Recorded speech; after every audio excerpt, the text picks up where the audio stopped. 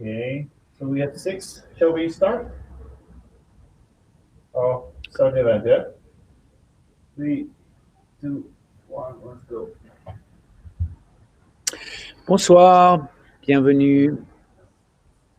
Bonsoir, bienvenue au webinaire de MyDiabCheck. Ce soir, on va thématiser le diabète de type 2 et le sucre dans l'alimentation.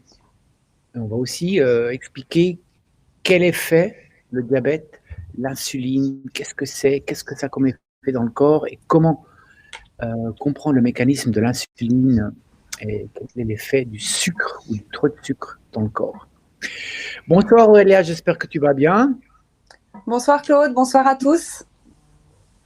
Tu es l'invité de ce soir. Ce soir, on ne va pas forcément parler de cuisine, de recettes, mais on va plutôt aborder la thématique plutôt théorique de la nutrition et comment est-ce qu'on peut, quand on est diabétique ou quand on a quelques problèmes de sucre, éviter les pièges et surtout quel est le mécanisme dans le corps qui fait que l'insuline travaille, comment est-ce qu'elle travaille, qu'est-ce qui génère que l'insuline va augmenter. Tu vas nous expliquer tout ça, juste?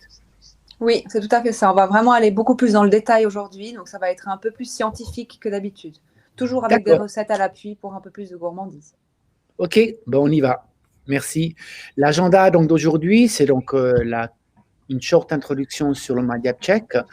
Au fait, MyDiabCheck a une petite sœur qui s'appelle Mind. Je vous montrerai aussi ce qu'on fait avec Mind. Après, voilà, l'invité spécial, je vous la présenterai pour ceux qui ne la connaissent pas. On va avoir une session questions-réponses et après, on va faire une conclusion. Et voilà. Donc, on commence.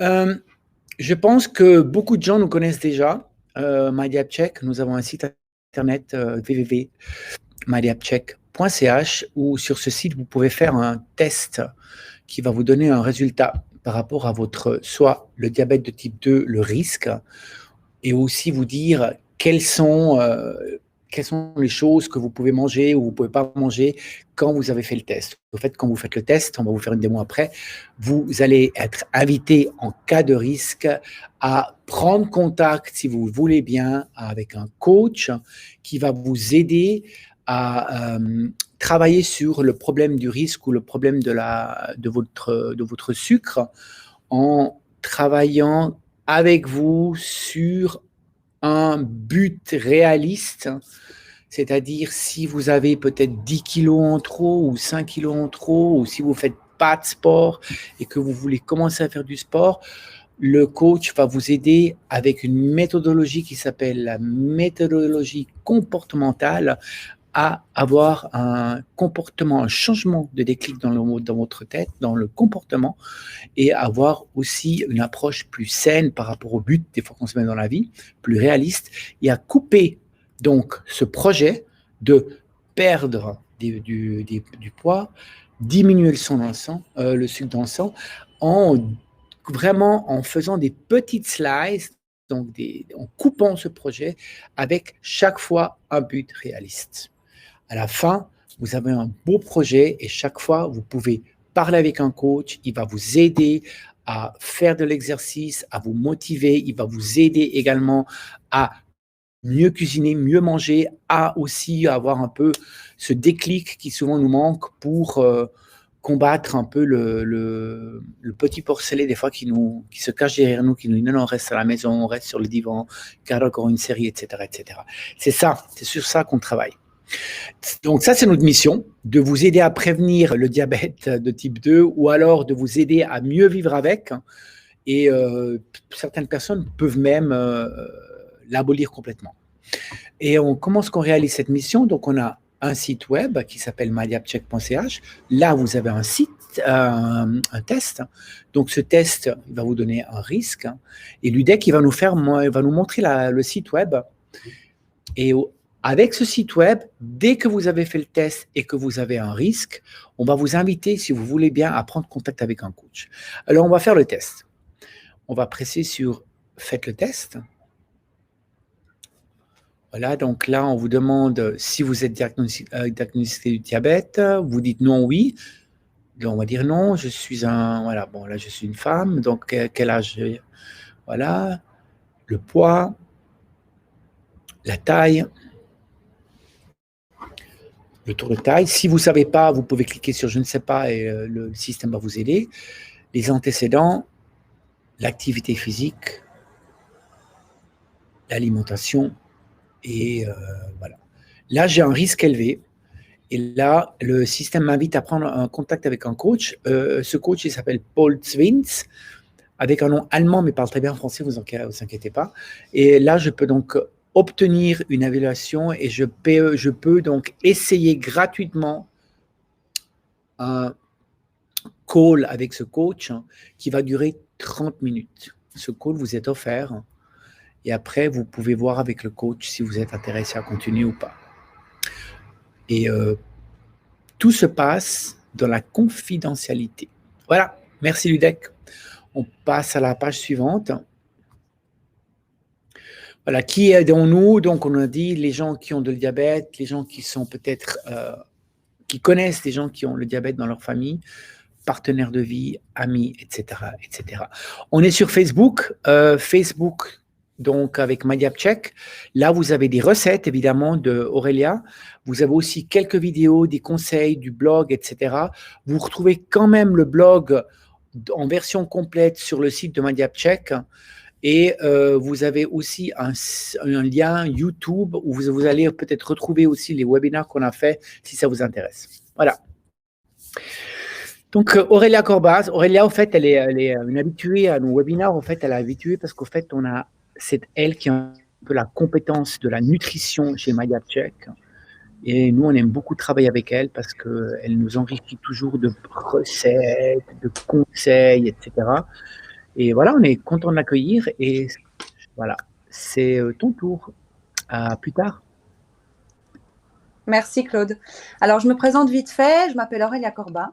Je suis nutritionniste dans la région de Lausanne, plus précisément à Puy. Et je suis spécialisée dans l'hygiène alimentaire. J'aide mes clients à perdre du poids et surtout à trouver un confort alimentaire. J'apprends à mes clients comment manger sainement tout en gourmandise avec des recettes à l'appui. Voilà. Alors aujourd'hui, on va aborder le thème du sucre et du diabète de type 2. Donc l'agenda du jour, ça va être 4 points qui pour moi sont cruciaux. Donc déjà l'impact du sucre sur le risque de diabète de type 2, comprendre l'impact, l'effet, le rôle des sucres, donc du glucose dans l'organisme, et comprendre les différents types de glucides. Ensuite, je vais quand même faire un point sur l'insuline, parce qu'on sait aujourd'hui l'impact de l'insuline, notamment sur le diabète de type 2. Et puis, je vais finir par des astuces pour comment arrêter le sucre, ou en tout cas le diminuer. Voilà. Alors, je vais d'abord commencer par expliquer qu'est-ce que le diabète de type 2. C'est important qu'on comprenne ce que c'est pour les personnes qui sont pas forcément au courant ou qui ont été mal renseignées. Donc, c'est une maladie chronique qui affecte la manière dont le corps régule le taux de sucre dans le sang, donc le taux de sucre notamment appelé le glucose. Le diabète de type 2 touche de plus en plus de personnes. Il faut savoir qu'il y a beaucoup plus de jeunes qui sont touchés et il est considéré aujourd'hui comme une épidémie mondiale. Le principal moteur est la principale source, le moteur en fait, du diabète de type 2, c'est le sucre raffiné et plus précisément le fructose. Je tiens également à préciser, c'est important, que c'est une maladie qui est préventive et surtout réversible. Voilà. Pour comprendre quel est le rôle des glucides, c'est important pour moi de vous expliquer quel est son fonctionnement dans l'organisme et comment il est transformé. Donc, comment les glucides sont transformés en glucose. J'ai déjà expliqué ce petit paragraphe lors du dernier webinaire, mais j'y reviens parce que c'est important de comprendre ce processus-là pour la suite du webinaire. Donc, il faut comprendre que l'organisme il produit de l'énergie qui provient des aliments. Le sucre, donc notamment les glucides, proviennent des aliments que nous mangeons. Lorsqu'ils sont digérés, ils se retrouvent dans le sang sous forme de glucose. La provenance du glucose dans le sang amène le pancréas à produire de l'insuline. On y reviendra. mais juste pour que vous compreniez un peu le processus. L'insuline, elle agit comme une clé qui permet au glucose d'entrer dans les cellules. Le glucose est alors utilisé comme énergie par les cellules. Dans le cas du diabète de type 2, soit le pancréas ne produit pas suffisamment d'insuline, soit il ne fait pas bien son travail. C'est alors qu'une partie du glucose ne peut être utilisée comme énergie par les cellules. Donc en fait, on a du glucose dans le sang qui ne peut pas être utilisé par les cellules comme source d'énergie. Et ça cause une augmentation anormale du glucose dans le sang, qui est notamment nommée hyperglycémie. Les symptômes de l'hyperglycémie, plus souvent connus comme je pique du nez en début d'après-midi, sont une augmentation de la soif, une envie fréquente d'uriner et la fatigue. À long terme, une hyperglycémie peut causer des problèmes aux yeux, aux reins, aux vaisseaux sanguins et au cœur. Pour aller plus loin, vous pouvez doser dans votre sang votre glycémie, donc via une prise de sang. Si votre glycémie se trouve entre 1,10 et 1,25, on parle alors d'un prédiabète. Voilà, c'est juste une petite parenthèse. Pour prévenir, donc je disais avant que le diabète de type 2 est une maladie qui est réversible. Donc, pour prévenir cette maladie, il y a 3 facteurs principaux. Une meilleure alimentation, de l'exercice physique au quotidien ou plusieurs fois par semaine, et surtout, et aussi la gestion du stress. Le stress va naturellement faire augmenter la glycémie dans le sang. Le rôle du glucose dans l'organisme. Donc, c'est un peu scientifique, comme je vous ai dit, donc c'est pour ça que je vais essayer d'avoir des phrases un peu plus, voilà, très claires.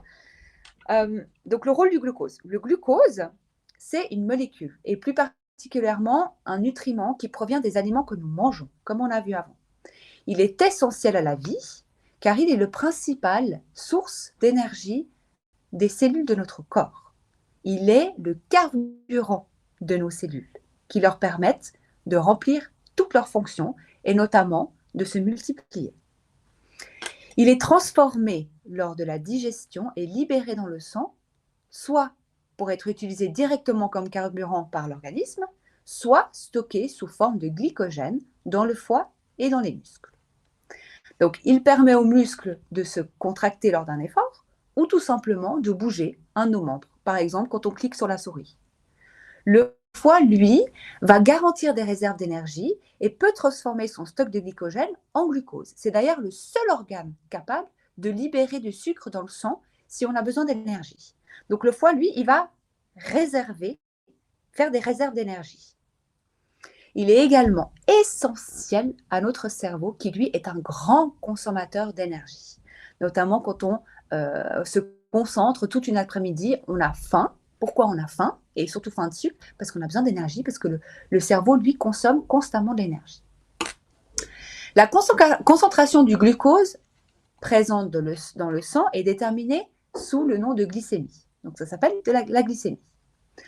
En présence d'un diabète de type 2, le corps utilise mal l'énergie qui circule sous forme de glucose dans le sang, ce qui peut faire augmenter la glycémie rapidement et au-dessus des valeurs normales.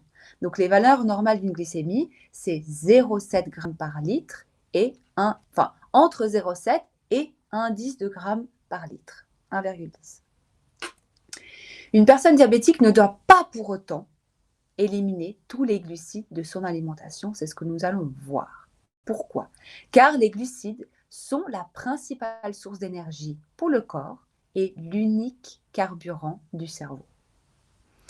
Il faut plutôt surveiller de près la qualité et la quantité ingérée, la répartition des glucides durant la journée afin de contrôler sa glycémie. Est-ce que j'ai tout dit? Ouais. Alors là, vous avez un petit schéma qui explique un peu plus facilement ce que j'ai expliqué. J'espère que vous m'avez tous compris. Maintenant, je vais passer sur les différentes formes de glucides. Je vais vous expliquer ce que c'est les glucides, où est-ce qu'on les trouve principalement. Donc, qu'est-ce que c'est les glucides? Donc les glucides, comme vous le voyez sur l'image, c'est l'ensemble des sucres présents dans les aliments. Ils comprennent notamment les sucres, l'amidon et les fibres. Le sucre peut être présent soit naturellement dans les aliments, soit il peut être ajouté. Les sucres naturels sont les féculents, les légumineuses, les fruits, les légumes et dans tous les laits animaux. Les sucres ajoutés sont ajoutés dans les biscuits, dans les boissons sucrées, dans les bonbons, dans les gâteaux et dans quasiment tous les produits industriels. Que les glucides soient de source naturelle ou ajoutée, ils se transforment tous en glucose pour fournir de l'énergie aux cellules du corps. Ils ont donc tous un impact sur la glycémie. Alors là, c'est très scientifique, mais pour moi, c'est important de vous expliquer la différence quand même des glucides, que ce soit les glucides simples ou les glucides complexes qu'on verra après. Mais pour comprendre un peu plus scientifiquement comment sont transformés les glucides dans le corps, il faut comprendre comment ils sont catégorisés. Quels sont en fait, comment ils sont composés, tout simplement. Alors, les monosaccharides qui sont connus sous glucose, galactose et fructose sont composés d'une seule unité de sucre. Ils sont donc très facilement digestes et donc ils se libèrent rapidement dans le sang.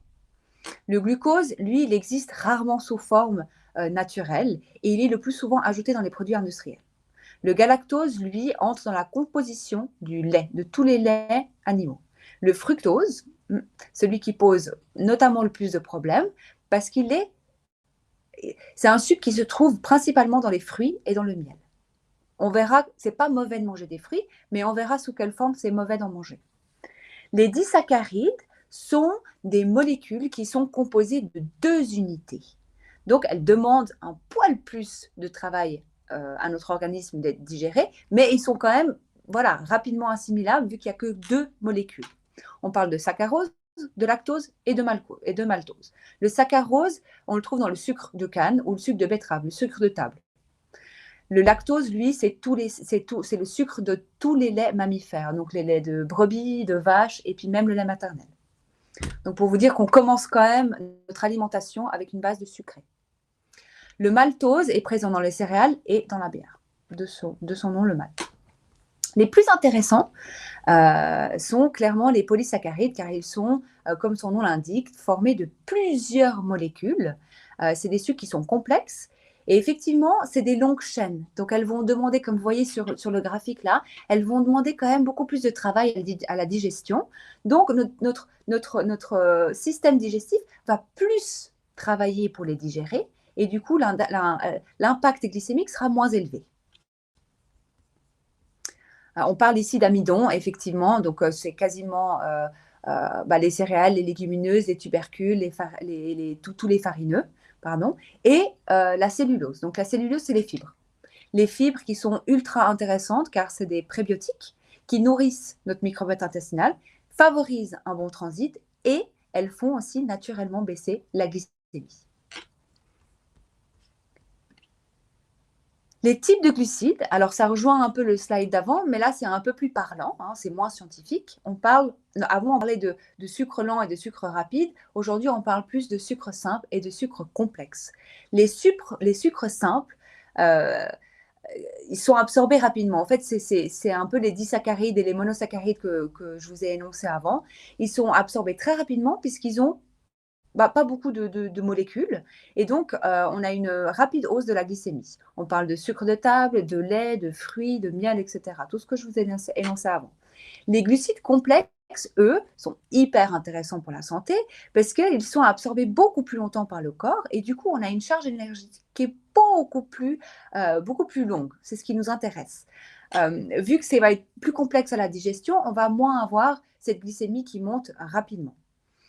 Les fibres alimentaires, qui ne font pas partie effectivement des glucides simples et des glucides complexes parce qu'elles ne sont pas digérées, les fibres, mais on verra qu'elles ont un impact moi, je vous ai déjà dit d'ailleurs, a un impact génial sur la glycémie, puisqu'elle fait baisser naturellement la glycémie, mais elles n'ont pas d'effet d'impact négatif sur la glycémie.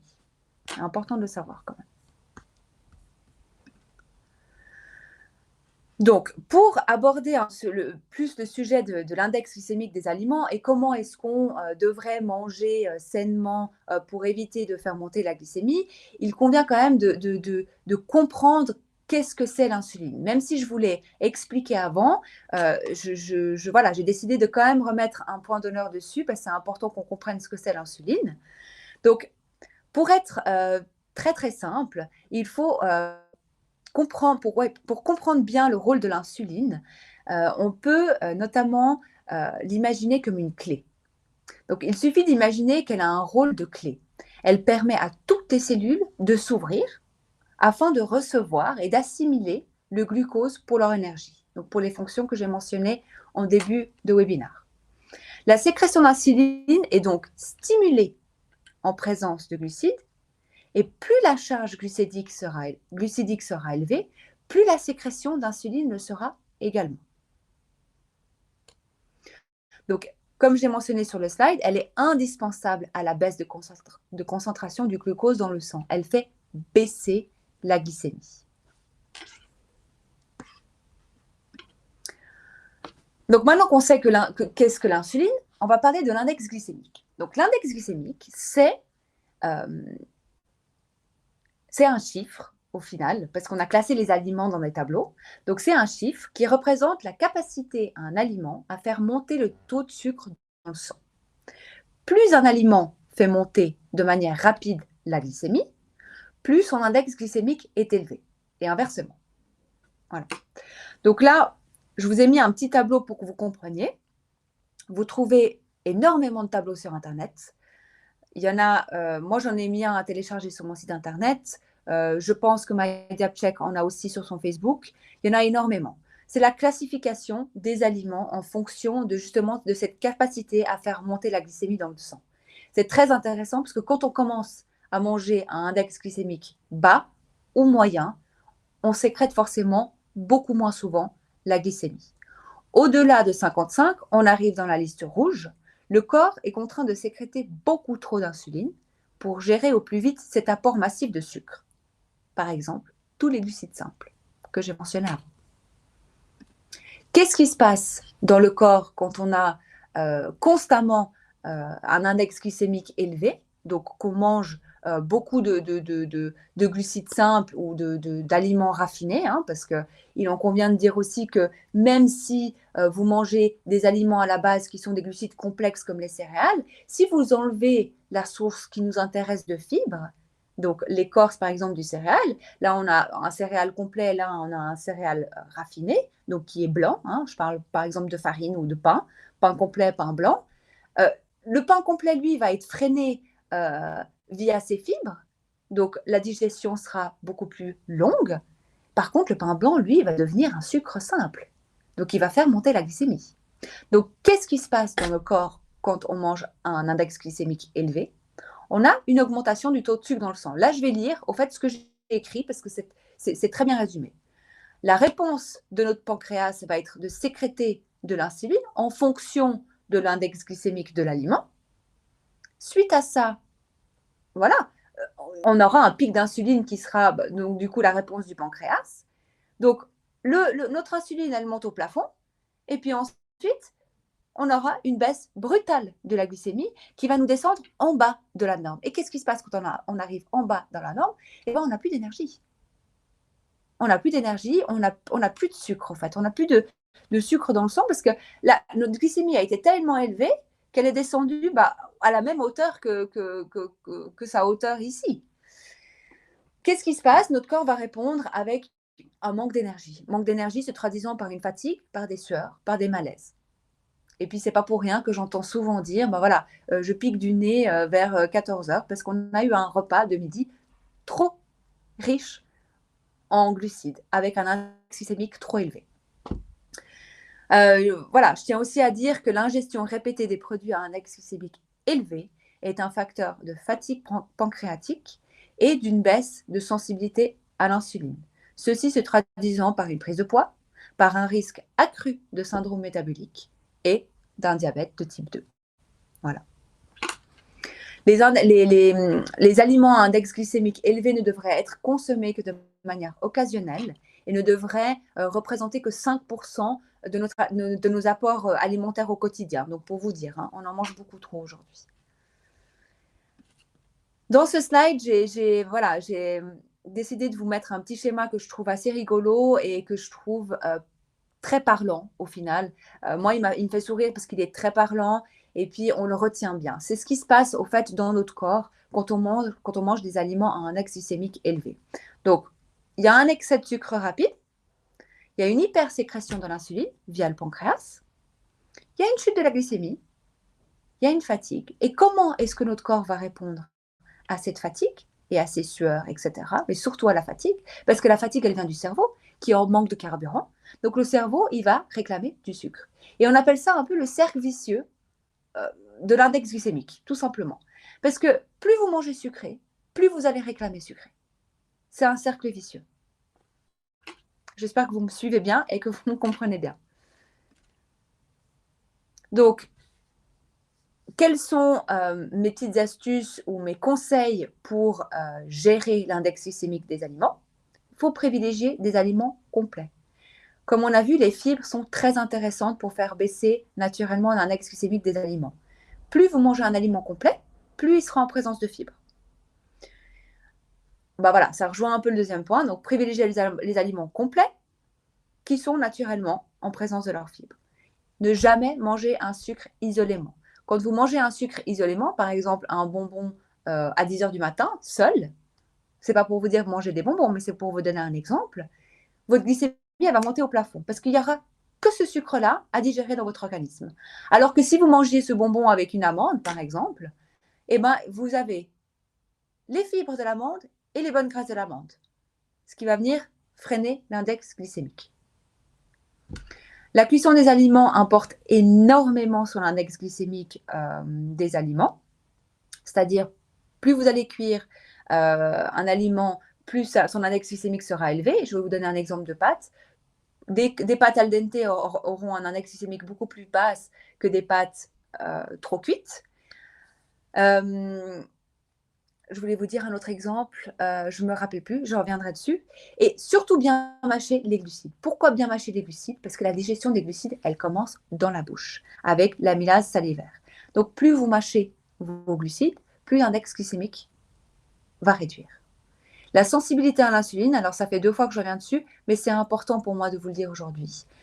Votre insuline est le plus sensible le matin. Donc mangez un petit déjeuner sucré, contrairement aux idées reçues et à tout ce qu'on nous a dit quand on était plus jeune.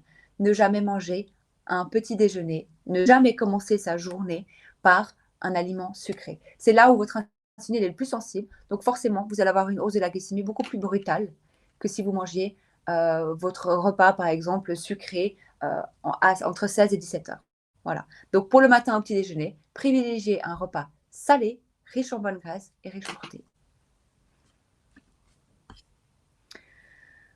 Mes astuces pour arrêter le sucre. Arrêtez les produits industriels. Les produits industriels sont bourrés de sucre raffiné. Le glucose que je vous mentionnais avant, qui est rarement présent dans les produits naturels, est constamment présent dans les produits industriels parce que c'est du sucre qui est facile à ajouter. Arrêtez ces produits industriels. En plus d'avoir beaucoup trop de sucre dedans, vous avez aussi des mauvaises graisses qui, elles aussi, on verra peut-être dans un autre webinaire, ces mauvaises graisses-là peuvent aussi amener à un diabète de type 2. Ici, moi, je vous ai mis 2 recettes. Pourquoi ces 2 recettes-là? Parce qu'on a souvent tendance à manger des céréales industrielles alors que faire son granola maison, il n'y a rien de meilleur. Et puis, c'est facile surtout. Et puis, la fameuse pâte à tartiner, dont je ne citerai pas le nom, qui est bourrée de sucre et de mauvaise graisse. Elle est très facile à faire maison et bien meilleure. Manger des aliments bruts et naturels, ça rejoint un peu ce que j'ai dit avant. Cuisiner maison et puis, les aliments bruts, forcément, vont être en présence de fibres. Donc, on rejoint un peu l'index glycémique des aliments. Présence de fibres, baisse de l'index glycémique d'un aliment. Et puis, voilà, c'est facile. On sait ce qu'on met dans nos assiettes. Et puis, restez le plus simple possible, toujours en vous fiant aux fruits et légumes de saison. Restez simple. Moi, ici, je vous ai mis une recette de patate douce. La patate douce est une pomme de terre sucrée, oui, mais c'est un aliment qui est très conseillé parce que c'est un goût sucré, mais elle ne fait pas monter la glycémie. Pourquoi? Parce qu'il y a beaucoup de fibres dedans. Voilà, tout simplement. Lisez les étiquettes. Alors, je ne sais pas si vous voyez le slide, parce que moi, je ne le vois pas encore. Voilà, lisez les étiquettes. Ce n'est pas compliqué de lire les étiquettes. Il suffit simplement de savoir rapidement regarder et surtout les choses justes. Premier conseil, regardez la liste des ingrédients. On me dit souvent, moi, je regarde le tableau des valeurs nutritionnelles. Mais le tableau des valeurs nutritionnelles ne veut rien dire si vous ne savez pas ce que vous avez dans votre produit. La liste des ingrédients est, pour moi, le principal parce que vous savez ce que vous mangez. Ça, la valeur nutritionnelle, c'est qu'un chiffre. Ça ne veut rien dire. Lisez la liste des ingrédients. Plus elle est longue, plus le produit est à fuir. Premier conseil. Voilà. Donc la liste des ingrédients commence toujours par, en fait, elle est rédigée par ordre décroissant. Donc le premier aliment, ce sera l'aliment qui est le plus présent dans l'aliment. Donc si vous voyez sucre, vous reposez comme premier ingrédient, vous reposez le paquet, tout simplement. La composition nutritionnelle, voilà, ça rejoint un peu ce que je vous ai dit avant. Plus il y a d'ingrédients, plus il a à fuir. Et puis, regardez surtout la quantité de glucides, surtout dans la liste des ingrédients. Pourquoi? Parce qu'en fait, les industriels, ils cachent le sucre. Donc, au lieu de vous mettre sucre au début, ils vont vous mettre sirop de glucose, ils vont vous mettre pectine, ils vont vous mettre plusieurs petits mots qui cachent au fait le sucre. Donc, lisez bien et identifiez bien les sources de sucre que vous avez dans la liste d'ingrédients. Le don sucre, j'entends souvent dire, mais qu'est-ce que c'est le don sucre? Le don sucre, c'est pas des sucres. Alors oui, c'est des sucres ajoutés, mais pas seulement. C'est les glucides simples qu'on mentionnait avant.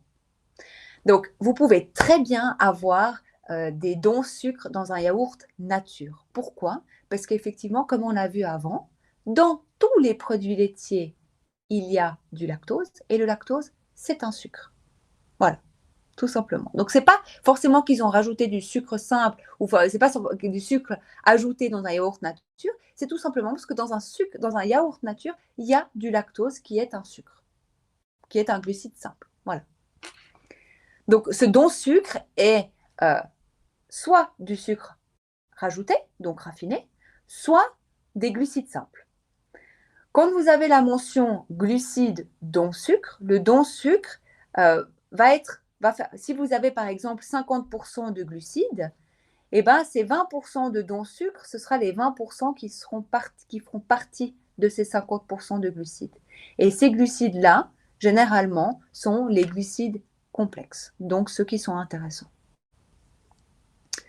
L'importance des fibres, naturellement, comme on l'a vu avant, les fibres sont très intéressantes pour notre transit intestinal et pour faire baisser l'index glycémique d'un aliment. Donc, si vous avez une importance de fibres dans un produit industriel, dans un produit que vous achetez, regardez-le bien parce qu'il aura un impact sur l'index glycémique de l'aliment, comme mentionné avant. Les alternatives au sucre, elles sont, j'ai envie de dire, faciles. Par facilité, on a toujours tendance à se diriger vers ce qu'on connaît, alors qu'il en existe plein qui sont beaucoup plus saines pour la santé et beaucoup plus intéressantes nutritionnellement. Je vais vous donner un exemple qui me vient là juste maintenant, c'est la mélasse. La mélasse qui est très connue en Suisse, on la trouve dans les grands commerces, mais cette mélasse-là, ce n'est pas la vraie mélasse. La vraie mélasse, vous la trouvez en pharmacie et elle est noire comme sur l'image là, je ne sais pas si vous voyez.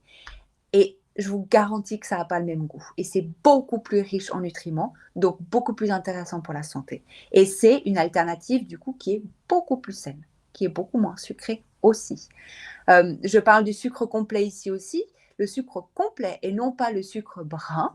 Aujourd'hui, on trouve du sucre brun complet et beaucoup plus riche en nutriments et en fibres.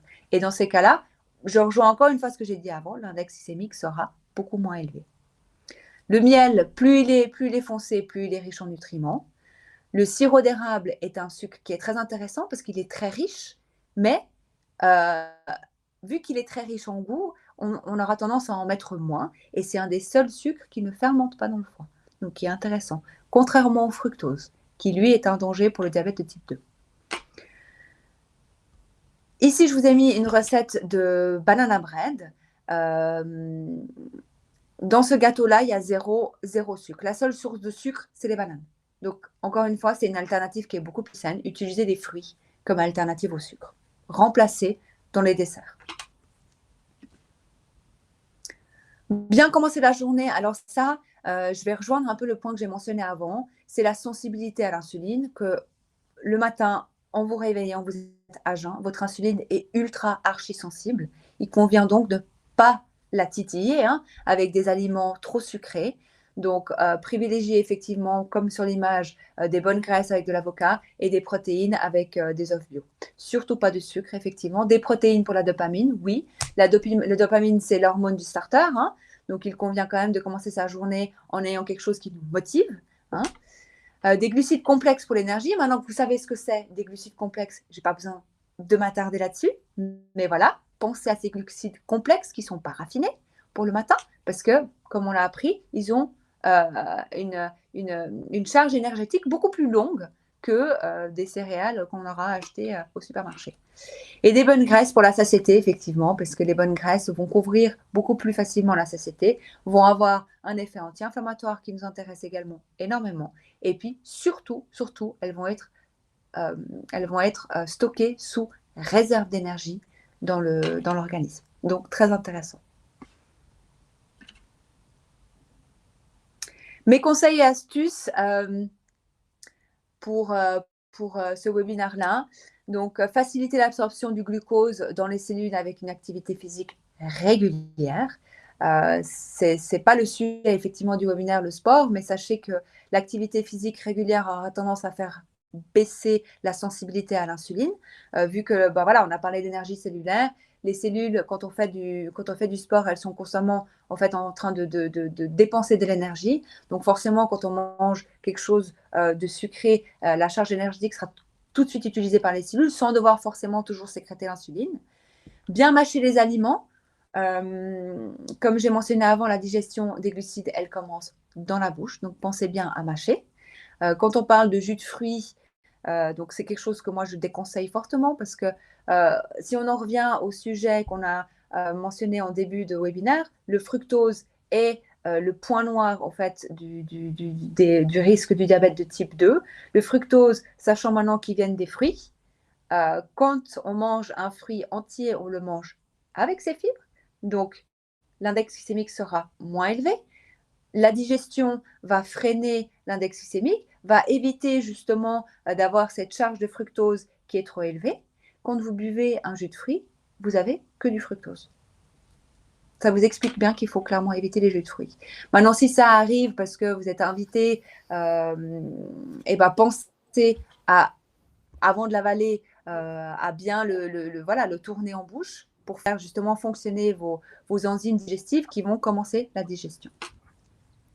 Privilégier les aliments bruts, naturels, avec un index glycémique bas. Je l'ai déjà dit, je ne reviendrai pas dessus, mais voilà, ça fait partie de mes conseils.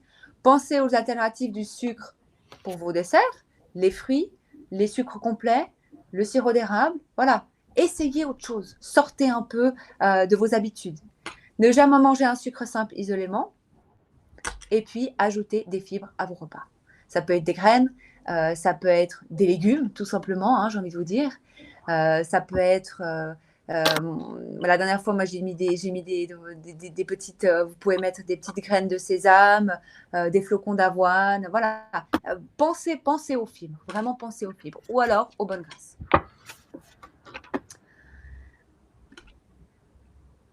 Donc, avec la période actuelle, je ne vous cache pas qu'on a pensé à faire un petit bonus pour le confinement parce que c'est vrai qu'au vu de la situation actuelle, on va être de plus en plus confinés à la maison. Le confinement à la maison enfin, quand on est confiné à la maison, on a tendance à manger tout et n'importe quoi parce que voilà, on est déprimé, on sort pas, on fait pas beaucoup de sport. C'est pas difficile de gérer son alimentation à la maison et j'ai envie de vous dire, bien au contraire, c'est beaucoup plus facile. Donc, moi, j'ai envie de vous dire, ne démoralisez pas avec ce confinement si vous êtes confiné. Justement, voyez le positif. Profitez de faire des plats maison. Vous avez le temps, donc faites-le. Hein. Et puis, même si vous faites du télétravail, si vous travaillez en même temps, bah, rien ne vous empêche de faire un email et puis à côté d'avoir votre popote en train de cuire. Profitez justement d'avoir ce temps à la maison pour revenir justement aux bases que sont l'alimentation. On oublie souvent, et c'est très cliché ce que je vais vous dire, mais l'alimentation, c'est nos médicaments. C'est ça qui va renforcer notre immunité, donc c'est mon prochain point. C'est ça qui va renforcer et booster notre immunité, c'est l'alimentation. C'est ce qu'on met dans nos assiettes. Donc les paquets de chips, les bonbons, les biscuits, les produits industriels, etc. Oubliez ça et profitez justement de manger sain, de manger ce qu'il y a de plus simple à faire. Restez sur des recettes simples. Aujourd'hui, vous avez plein de bases, plein d'idées recettes partout.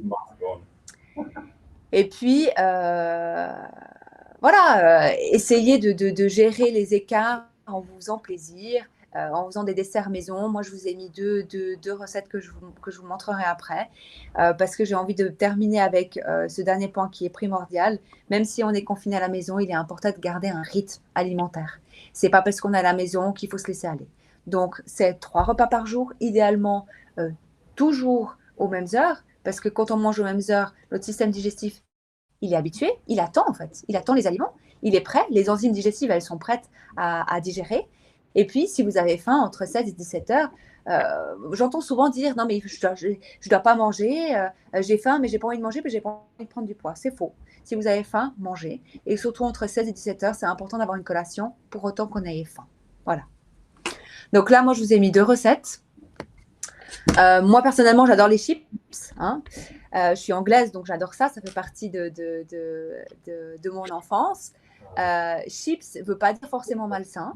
Vous pouvez très bien faire vos chips maison à base de pommes de terre comme vous les trouvez. Ou alors, essayez les chips de légumes. Les chips de légumes. Claude, on t'entend, hein? Les chips de légumes sont très faciles à faire.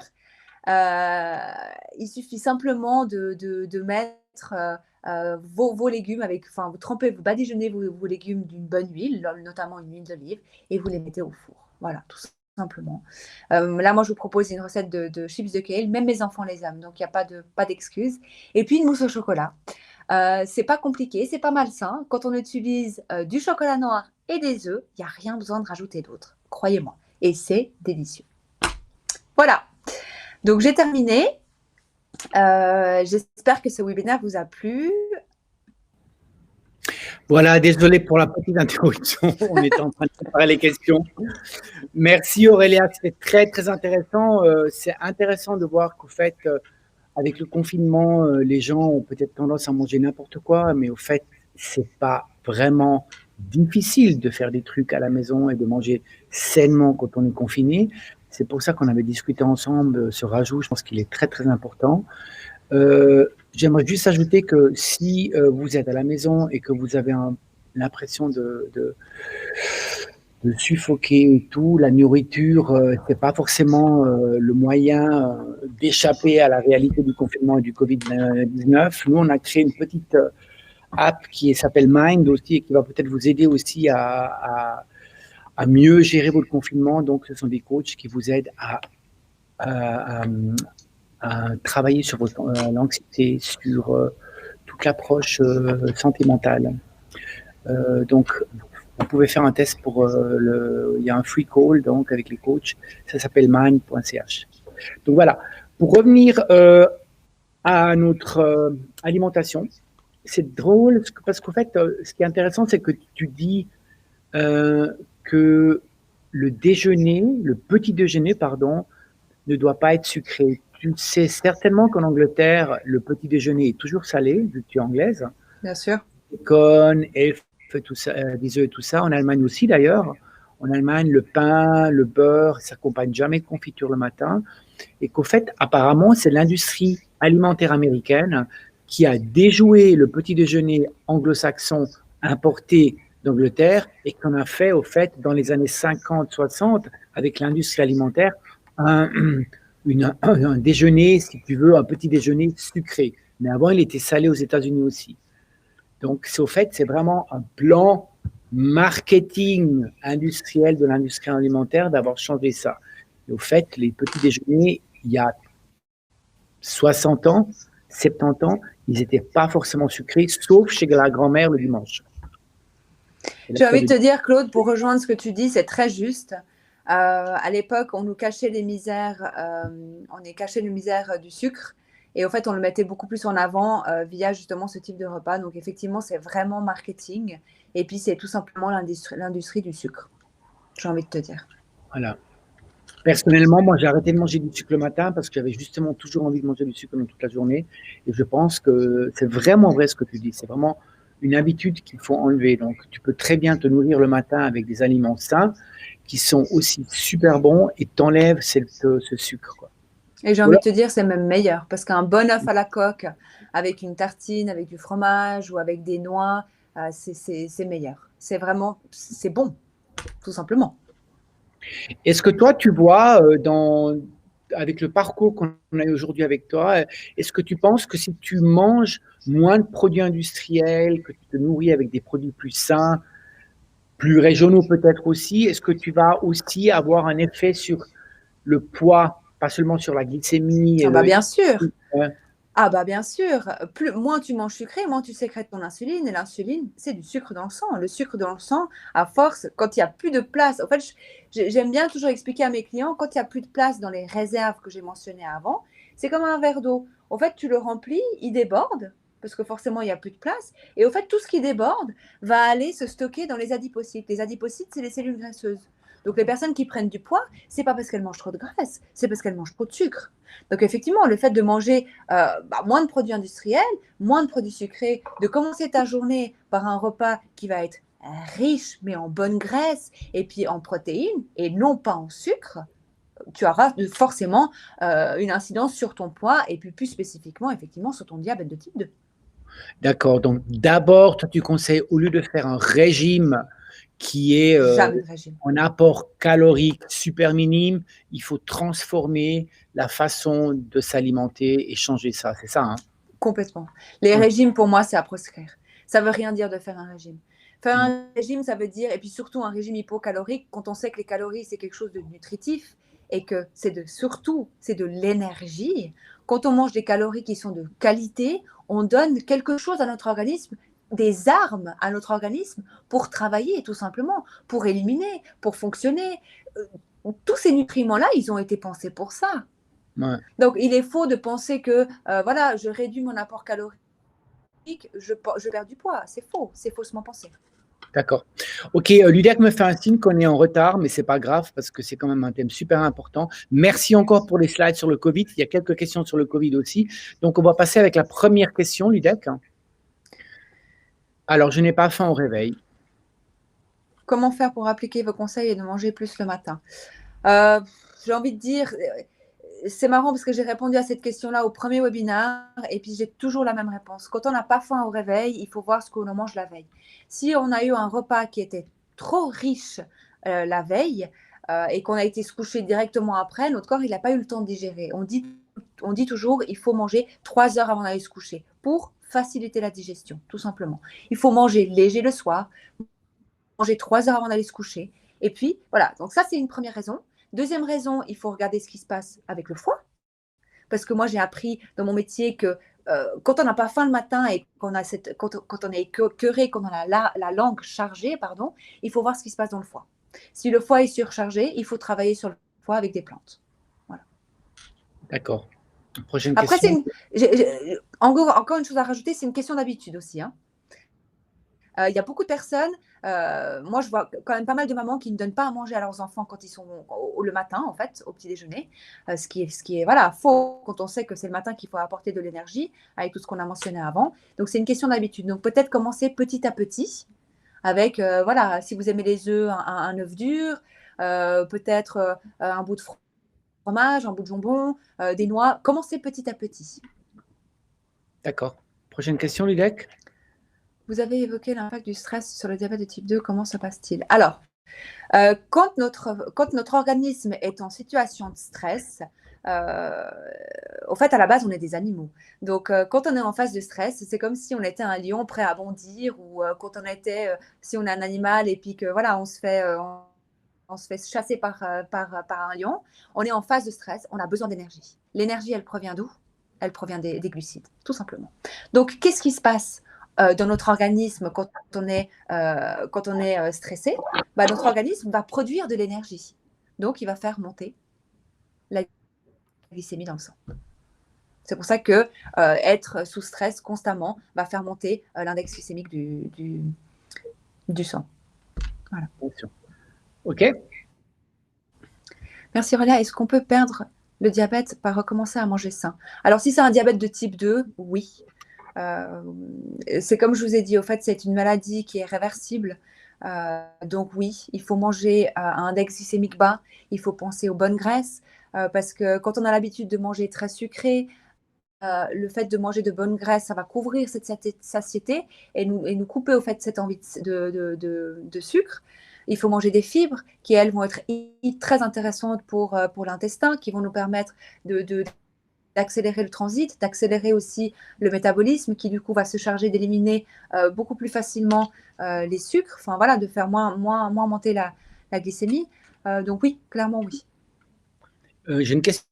Au fait, si toi, tu as un patient qui est diabétique de type 2 et qu'il retrouve sa santé grâce à un régime alimentaire et du mouvement et tout ça, est-ce qu'il retrouve toutes ses fonctions vitales normales de nouveau? Il aura plus de fatigue?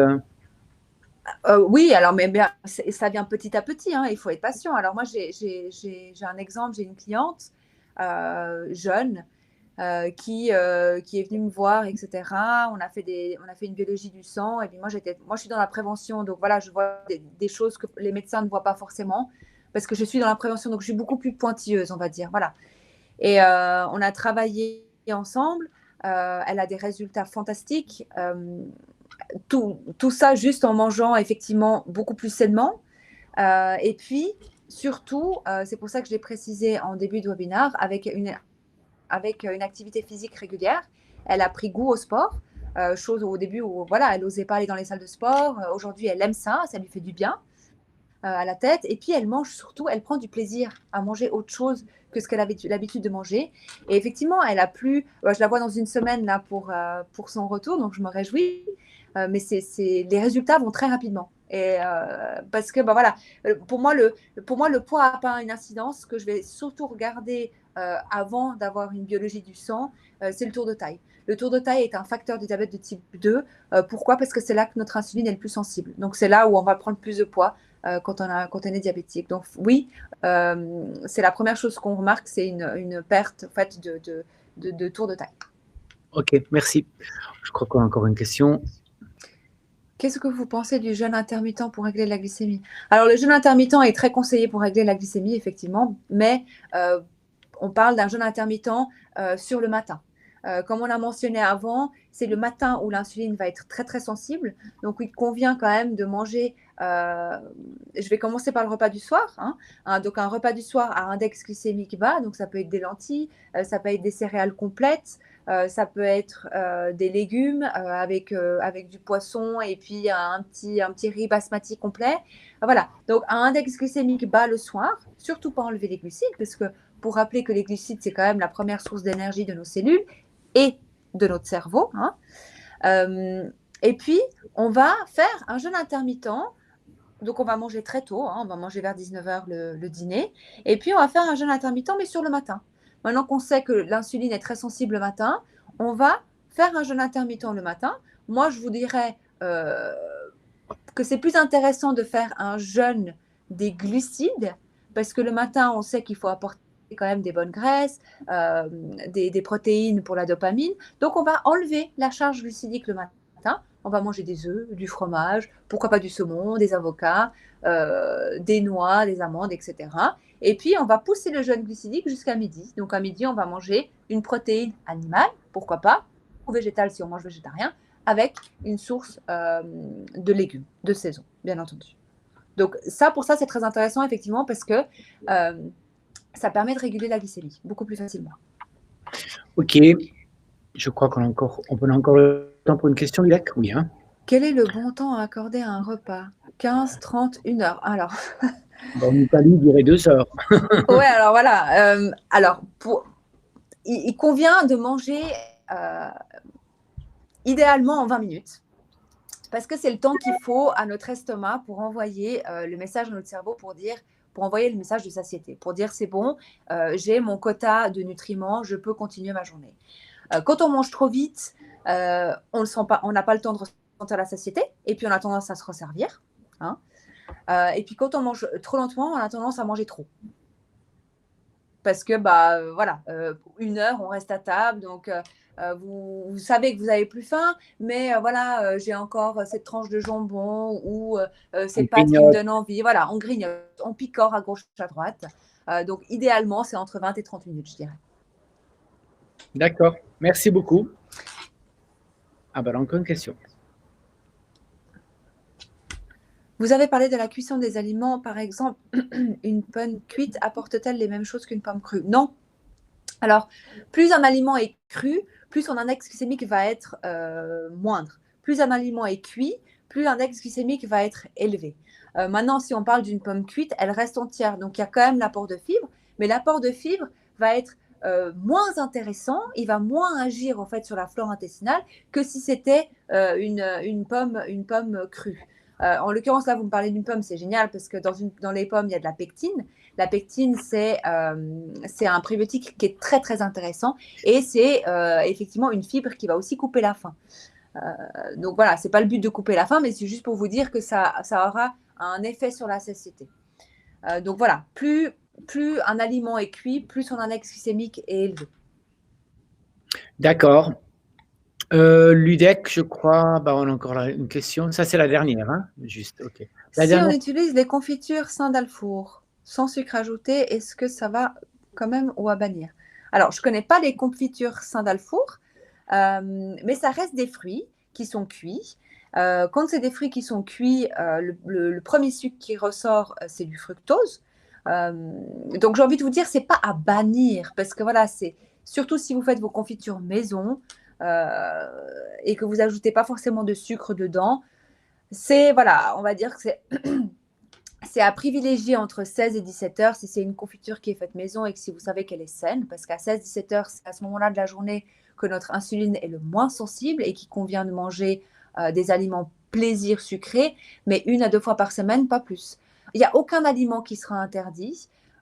Moi, tous les aliments que j'interdis, entre guillemets, c'est les produits industriels avec du sucre raffiné et puis des graisses qui sont inintéressantes, donc qui sont transformées ou voilà, avec des produits chimiques à l'intérieur qui ne sont pas intéressants pour notre organisme.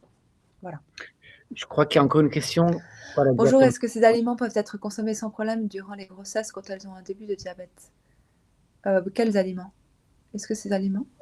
Je pense qu'Elisabeth pense les aliments industriels. Est-ce que ces aliments peuvent être consommés avant? Alors, tous les aliments que j'ai conseillés durant le webinaire peuvent être mangés lors d'une grossesse, sauf, bien entendu, tout ce que l'on sait qui est déconseillé pour la femme enceinte, que sont les produits animaux crus, par exemple. Mais je pense que ce n'était pas ça la question. Grossesse quand elles ont un début de diabète. Alors, diabète gestationnel ou diabète de type 2, l'alimentation est quasiment la même, oui. Si c'est ça votre question, oui. Un diabète gestationnel arrive lors d'une grossesse et il convient effectivement de manger à index glycémique bas, au fait d'éviter tout ce qui est sucre industriel, sucre rapide. Et puis, voilà. Encore une fois, privilégier un petit déjeuner qui va être beaucoup plus riche en graisses et en protéines. Enlever les sucres rapides, surtout le matin. Et puis, si vous voulez vous faire plaisir, parce que quand on est enceinte, bien entendu qu'on a des envies, hein, il faut savoir remplir aussi ses envies. Et si c'est du sucre, privilégiez-les entre 16 et 17 heures, mais seulement 1 à 2 fois par semaine. Voilà, écoutez, merci Aurélia. C'était un webinaire super intéressant, comme toujours. Un peu long cette fois-ci parce que le sujet était plus scientifique, comme tu l'as dit, Aurélia, Oui. et il y avait beaucoup de questions. On n'a pas pu répondre à toutes les questions. Donc, la question de l'UDEX, c'est si on va répondre aux questions sur Facebook. On va répondre aux questions sur Facebook. Donc, c'est-à-dire qu'on va t'envoyer les questions qui n'ont pas été répondues, Aurélia. Volontiers. Vous pouvez nous les envoyer sur Facebook. Ou alors, on va essayer de répondre via les messages privés sur Facebook, d'accord? Donc, écrivez-nous sur Facebook. Les questions qui n'ont pas trouvé de réponse ce soir vont trouver une réponse dans les prochains jours. Et évidemment, ce webinaire va être publié sur la chaîne YouTube d'ici 24 heures. Vous pouvez aussi envoyer un email à info ou alors emily@madiapcheck.ch. Voilà. Merci. Au revoir. Merci. Au revoir. Merci à tous. Merci. Au revoir. Au revoir. Merci.